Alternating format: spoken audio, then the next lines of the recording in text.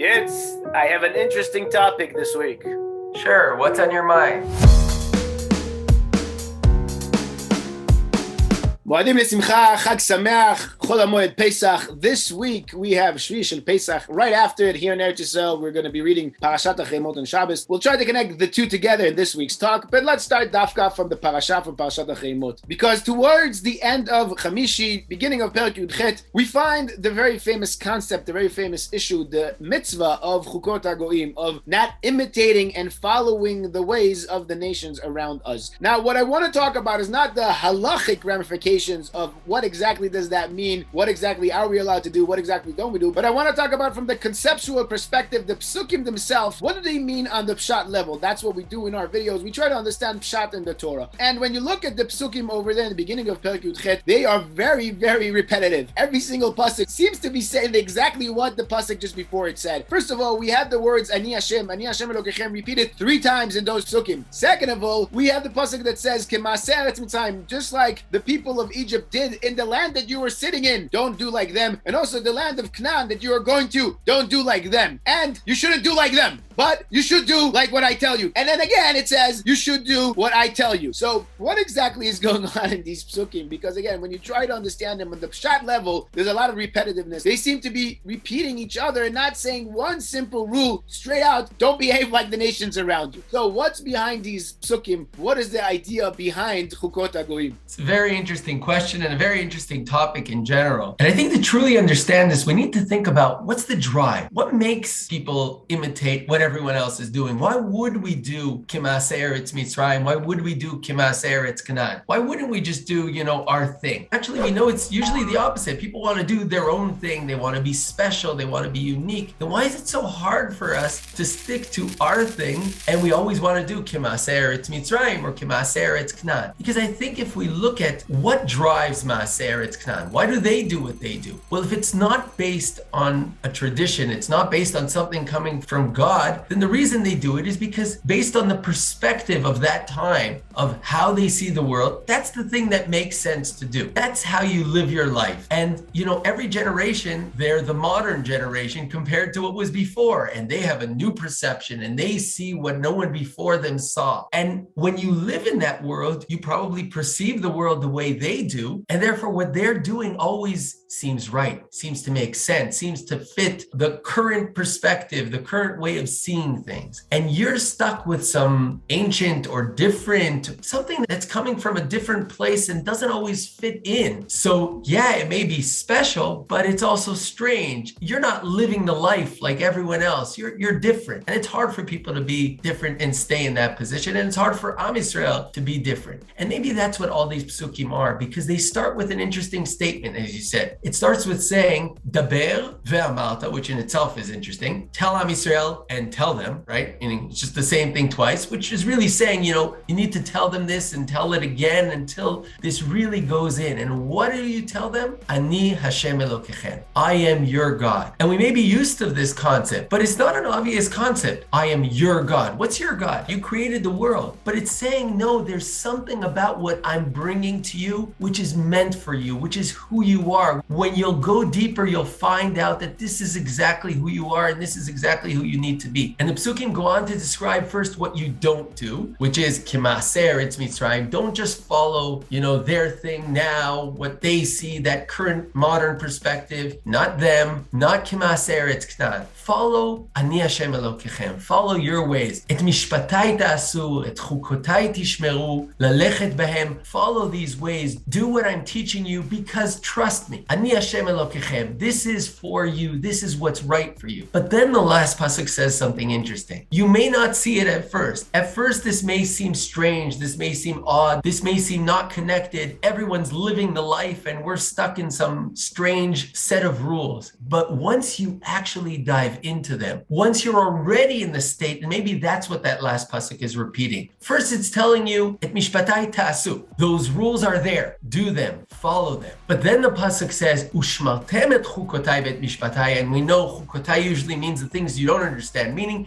you're doing this because you understand, even though you don't see it's the right thing, you understand, you know it's the right thing. But if you're already there, ushmartem et chukotai, and you're keeping them, then you'll find out something interesting. And this is what the pasuk ends with. Asher yaseh otam ha'adam v'chai bahem. That when you'll do them, you'll realize that this is where your true life is. This is what will bring you life. What looks the current, exciting, modern thing to do is not necessarily where the truth is. To find that truth, don't look at the surface. These rules may seem strange, different than in every generation for a different reason, different from the thing that people do. If back then worshiping idols was the thing and we're stuck in some abstract belief in something we can't see, and today we have different reasons why Torah may seem different and odd, but if you stick to it knowing that Ani Hashem Elokechem, this is the right thing for you, only once you've dived into it, only once you're truly keeping it, then suddenly it'll reveal something that what you're doing, what you initially didn't understand, what seemed that they're living the life and you're not, it's the exact opposite. There you'll find the life. This is what's going to give you the true and deep life, but you'll only be able to find it once you first dive in and follow it, even when it doesn't seem like the cool modern thing to do. Exactly. I really like how you're saying and how you're putting it, that v'chai bahem is this pinnacle of these psukim where we want to reach, what we want to achieve, because really we've discussed this many times on our channel, the purpose we have in life, the mission each one of us has, being part of the Jewish nation and also not part of the Jewish nation, but each person in this world has a mission they have to bring to the world. And obviously part of our mission is our mitzvahs around us, is our tradition around us, is the Torah that we have to fulfill, that we have to live according to, and that we have to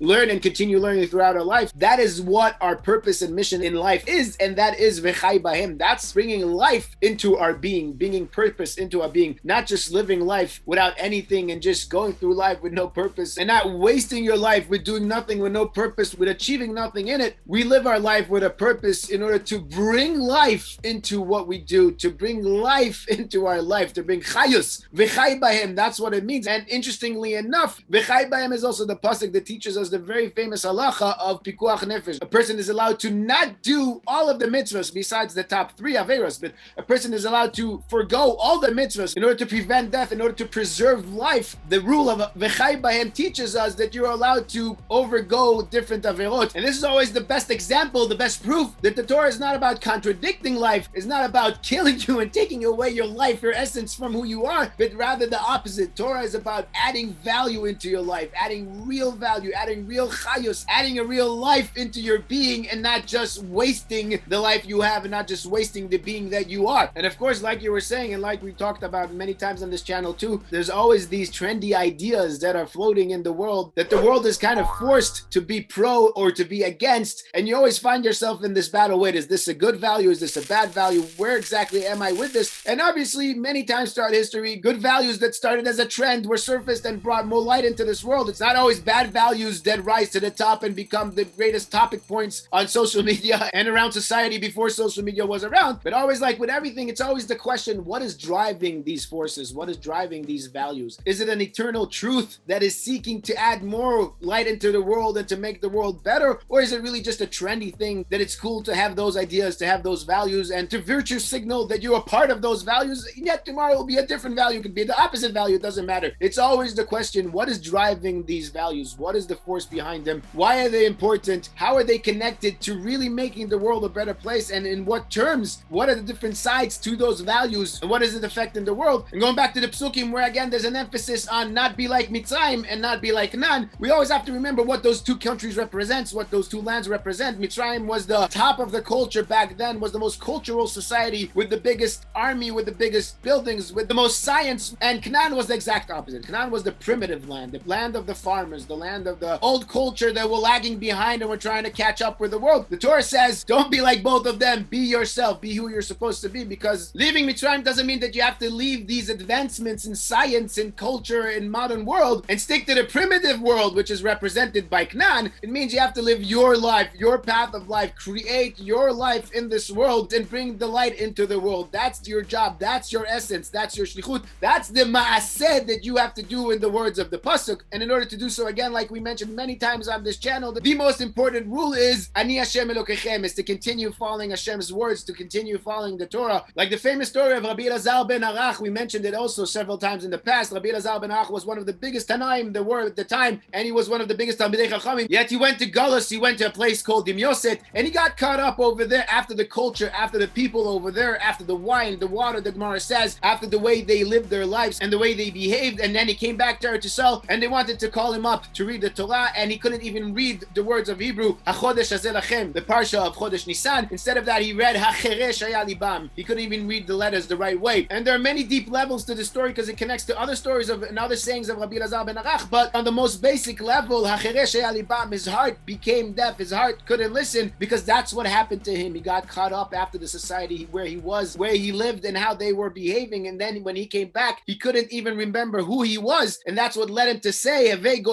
Torah. You always have to go to a place of Torah. Anywhere you go in the world, anywhere you live, you have to make sure you're surrounded by Torah in order to keep that North Star for yourself, in order to keep that reminder of who you are, to keep that reminder around your heart so that you will always listen to the Torah and always will have the Torah as your guiding point in life to keep you on the right track, to keep you on the right path of who you're supposed to be and the mission you're supposed to fulfill in this world. There's another interesting thing here in the Psukim. It says, Ki Maaseh Eretz Mitzrayim, Asher Yashavtem Ba. We know where Mitzrayim is. We were just there. You don't have to tell us, oh, which Mitzrayim, the one that you sat at. And this continues. Ki Maaseh Eretz Knan, Asher Ani Meveh Etchem Shama. We know where Eretz Knan is. We know where Mitzrayim is. Why do you have to repeat and explain, oh, this is the place you were at and this is the place where you're going? But I think this actually connects to something related to Shvii Shel Pesach that we're celebrating this week. On Shvii Shel Pesach, we read the Psukim from the beginning of Parashat B'Shalach, Vayi B'Shalach Paro et ha'am, when Paro sends the nation of Am Yisrael out. Hashem doesn't take them through the shorter path to Eretz Yisrael. He takes them through what ends up being a 40 years long path. And maybe that's exactly the answer to what these Psukim are saying. This is where you came from, and this is where you're going. But I don't want you to just leave the place you came from and go right to the place you're going. I'm not going to take you there. I'm not going to take you the short path there. We're going to get there. But there's going to be something in between this Eretz Mitzrayim where you were and this Eretz Yisrael where you're going. There's going to be the desert. And at the end of the day, what we're celebrating in Shvii Shel Pesach is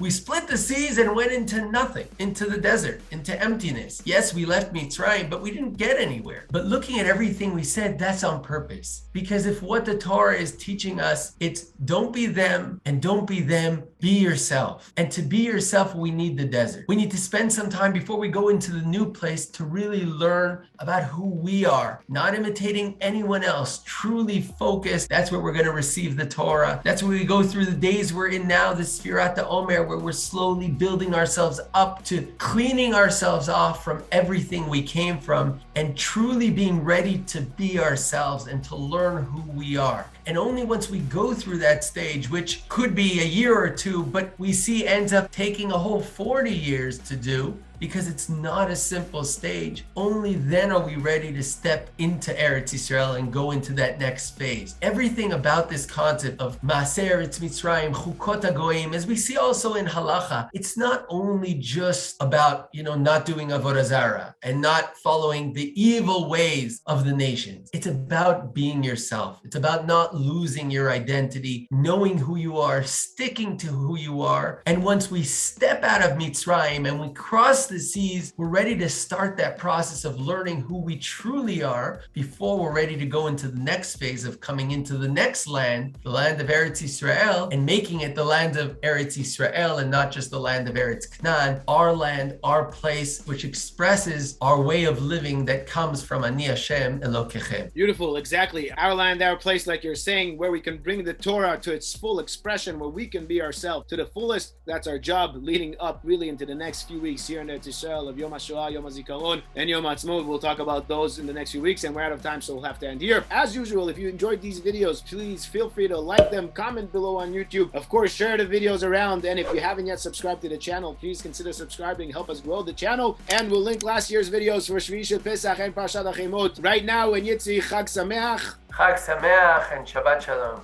Shkoyeh, Chag Sameach, Shabbat Shalom, and we'll talk again in Mitzvah Hashem next week. For more Talking Torah videos on different topics, check out our YouTube channel.